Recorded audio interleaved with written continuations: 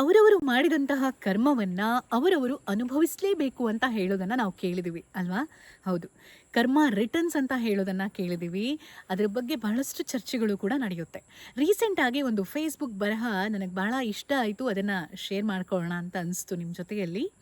ಅಲ್ಲಿ ಕರ್ಮದ ಬಗ್ಗೆ ಅವ್ರೇನು ಹೇಳಿದ್ದಾರೆ ಅಂತಂದರೆ, ಮೊದಲೆಲ್ಲ ಕರ್ಮ ಅಂತಂದರೆ ಹಿರಿಯರು ಮಾಡಿದ್ದು ಯಾರಿಗೂ ಸಿಗುತ್ತೆ ಅಂತ. ಆದರೆ ಈಗ ಹಾಗಲ್ಲ.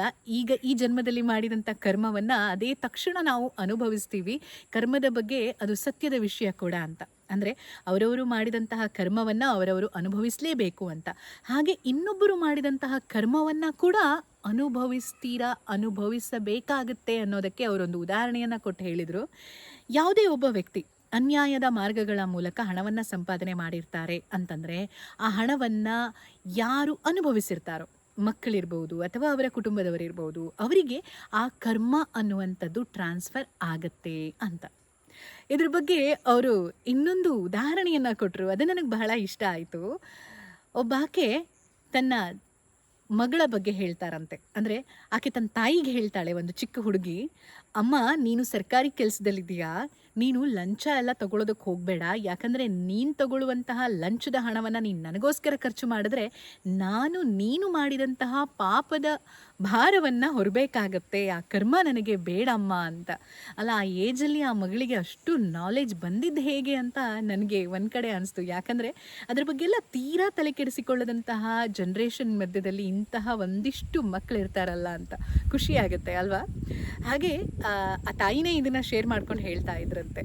ಅಂದರೆ ಎಷ್ಟು ಅಲರ್ಟ್ ಆಗಿರ್ತಾರೆ ನೋಡಿ. ಬೇಡ ನಮಗೆ ಅನ್ಯಾಯದ ಮಾರ್ಗದಲ್ಲಿ ಸಂಪಾದನೆ ಮಾಡಿದಂಥ ಹಣ, ಕರಪ್ಷನ್ ಅಂತ ಹೇಳ್ತೀವಿ. ಎಷ್ಟೋ ಜನ ಹೇಗೇಗೋ ಹಣವನ್ನು ಸಂಪಾದನೆ ಮಾಡಿರ್ತಾರೆ. ಯಾರದ್ದೋ ಕಣ್ಣೀರಿರುತ್ತೆ, ಇನ್ಯಾರದ್ದೋ ಶಾಪ ಇರುತ್ತೆ, ಯಾರದ್ದೋ ಬೇಜಾರಿರುತ್ತೆ. ಪಾಪ ಜೀವಮಾನವಿಡೀ ಕಷ್ಟಪಟ್ಟಂತಹ ಹಣವನ್ನು ಲಂಚದ ರೂಪದಲ್ಲಿ ಕೊಡಬೇಕು ಅಂತಂದಾಗ ತಮ್ಮದೇ ಜಾಗಕ್ಕೆ ಹಣ ಕೊಟ್ಟು ಅದನ್ನು ತಮ್ಮ ಹೆಸರಿಗೆ ಮಾಡಿಸ್ಬೇಕಾದಂತಹ ಪರಿಸ್ಥಿತಿ ಬಂದಾಗ, ಸರ್ಕಾರದಿಂದ ಸೌಲಭ್ಯ ಇದ್ರೂ ಉಚಿತವಾಗಿ ಸಿಗ್ತಾ ಇದ್ರೂ ಅದನ್ನು ಹಣ ಕೊಟ್ಟು ಪಡ್ಕೋಬೇಕು ಅಂದಾಗ, ಒಂದು ಸಲ ಹೋದರೆ ಕೆಲಸ ಆಗಲ್ಲ, 2 ಸಲ ಹೋದರೆ ಕೆಲಸ ಆಗಲ್ಲ. ಪಾಪ ಲಂಚ ಕೊಡಬೇಕು ಅಂತ ಇವರಿಗೆ ಗೊತ್ತೇ ಇರಲಿಲ್ಲ. ಆದರೆ ಇವರಿಗೆ ಗೊತ್ತಾಗುವಾಗ ವರ್ಷಗಳೇ ಕಳೆದಿರುತ್ತೆ. ಆಮೇಲೆ ಕೊಡೋದಕ್ಕೆ ಅಂತ ಹೋಗುವಂಥ ಸಂದರ್ಭದಲ್ಲಿ ಕೈ ನಡುಗುವಂತಹ ಸಿಚುವೇಶನ್ಗಳನ್ನು ಇಮ್ಯಾಜಿನ್ ಮಾಡ್ಕೊಳ್ಳೋದಕ್ಕೆ ಹೋದಾಗ, ಸವದಂತಹ ಅವರ ಚಪ್ಪಲಿ ಹೇಳುವಂತಹ 100 ಕತೆಗಳ ಬಗ್ಗೆ ಯೋಚನೆ ಮಾಡಿದಾಗ, ತಮ್ಮ ದರ್ಪ ಅಧಿಕಾರವನ್ನು ತೋರಿಸುವಂತಹ ಅದೆಷ್ಟೋ ವ್ಯಕ್ತಿಗಳ ನಡುವಲ್ಲಿ ಬಾಳ್ವೆ ಮಾಡಬೇಕು ಅಂತ ಬಂದಾಗ ಹುಟ್ಟುವಂತಹ ಜಿಗುಪ್ಸೆ, ಅಸಹ್ಯ, ತಿರಸ್ಕಾರ, ಹಾಗೆ ಮನಸ್ಸಿಗಾಗುವಂತಹ ವೇದನೆ, ಯಾಕೆ ಹೀಗಾಗ್ತಾ ಇದೆ, ಈ ಅನ್ಯಾಯದ ವಿರುದ್ಧ ಯಾರೂ ಕೂಡ ಸಿಡಿದೇಳುವವರಿಲ್ವಾ ಅಂತ ಅನ್ನಿಸುವಾಗ ಸಹಜವಾಗಿಯೇ ಎಲ್ಲರ ಮನಸ್ಸಲ್ಲಿ ಮೂಡುತ್ತೆ ಅಲ್ವಾ, ಹೀಗ್ಯಾಕೆ, ಇದ್ಯಾಕೆ ಹೀಗೆ, ಇದನ್ನು ಸರಿ ಮಾಡಬೇಕು ಅಂತ. ಎಷ್ಟೋ ಜನ ಪಾಪ ಸರಿ ಮಾಡಬೇಕು ಅಂತ ಕೂಡ ಆ ವ್ಯವಸ್ಥೆ ಒಳಗಡೆ ಹೋಗಿ ಅವರೂ ಕೂಡ ಅದರ ಒಳಗಡೆ ಸಿಕ್ಕಾಕೊಳ್ಳೋದನ್ನು ಕೂಡ ನಾವು ನೋಡ್ತೀವಿ. ಹಾಗೆ ಎಷ್ಟೋ ಜನ ನಮಗಿದು ಬೇಡ ಅಂತ ದೂರ ಇರೋದನ್ನು ಕೂಡ ನಾವು ನೋಡ್ತೀವಿ. ಆದರೆ ಎಲ್ಲನೂ ಬ್ಯಾಲೆನ್ಸ್ ಆಗಬೇಕು ಅಂತಂದರೆ ಎಲ್ಲರೂ ಕೂಡ ಅದರ ಒಳಗಡೆ ನುಗ್ಗಲೇಬೇಕಾಗತ್ತೆ ಅಲ್ವಾ? ಅಲ್ಲಿ ಹೋದಾಗ ನಡೆಯುವಂತಹ ಒಂದಿಷ್ಟು ಹೋರಾಟಗಳು, ಒಂದಿಷ್ಟು ವಿಚಾರಗಳು ಬೆಳಕಿಗೆ ಬಂದಾಗಲೇ ಏನಾದರೂ ಒಂದು ಸರಿ ಆಗ್ಬೋದು ಅಂತ. ನಾವು ಎಲ್ಲವನ್ನ ಅದು ಸರಿ ಇಲ್ಲ, ಇದು ಸರಿ ಇಲ್ಲ ಅಂತ ಹೇಳಿ ಕಂಪ್ಲೇಂಟ್ ಮಾಡೋದಕ್ಕಿಂತ ಅದನ್ನೇ ಛಲವನ್ನಾಗಿಟ್ಟುಕೊಂಡು ಓದಿ ದೊಡ್ಡ ದೊಡ್ಡ ಆಫೀಸರ್ಸ್ಗಳಾಗಿ ಸಮಾಜಕ್ಕೆ ವಾಪಸ್ ಕೊಡುವಂತಹ ಅದೆಷ್ಟೋ ಜನರನ್ನ ಕೂಡ ನೋಡ್ತೀವಿ. ತನ್ನ ತಂದೆ ತಾಯಿಗಾದಂತಹ ಅವಮಾನದಿಂದ ಸಿಡಿದೆದ್ದಂತಹ ಮಕ್ಕಳು IAS IPS ಆಗಿರುವಂತಹ ಉದಾಹರಣೆಗಳು ಕೂಡ ನಮ್ಮ ಕಣ್ಮುಂದೆ ಇದೆ.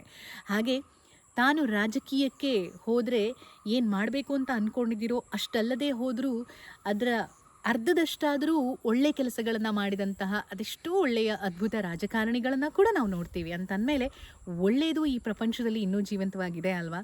ಅದು ಯಾಕೋ ಗೊತ್ತಿಲ್ಲ, ಕೆಟ್ಟದ್ದಕ್ಕೆ ಆಯಸ್ಸು ಜಾಸ್ತಿ ಅಂತ ನಂಬಿಬಿಟ್ಟಿದ್ದಾರೆ ಎಷ್ಟೋ ಜನ. ಆದರೆ ಯಾವತ್ತಾದರೂ ಒಂದು ದಿನ ಒಳ್ಳೆತನಕ್ಕೆ ಜಯ ಸಿಗಲೇಬೇಕು, ಎಲ್ಲವೂ ಸರಿ ಆಗಲೇಬೇಕು.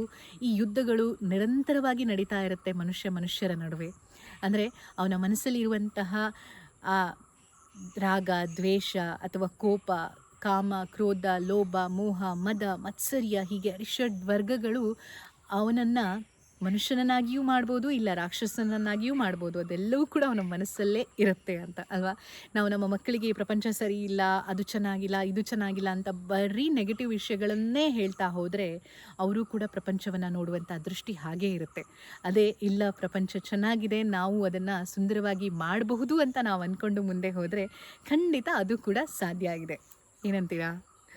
ಸರಿ, ಹಾಗಿದ್ರೆ ಇದು ಇವತ್ತಿನ ವಿಡಿಯೋ. ಮತ್ತೆ ವಾಪಸ್ ಬರ್ತೀನಿ. ನಮಸ್ಕಾರ.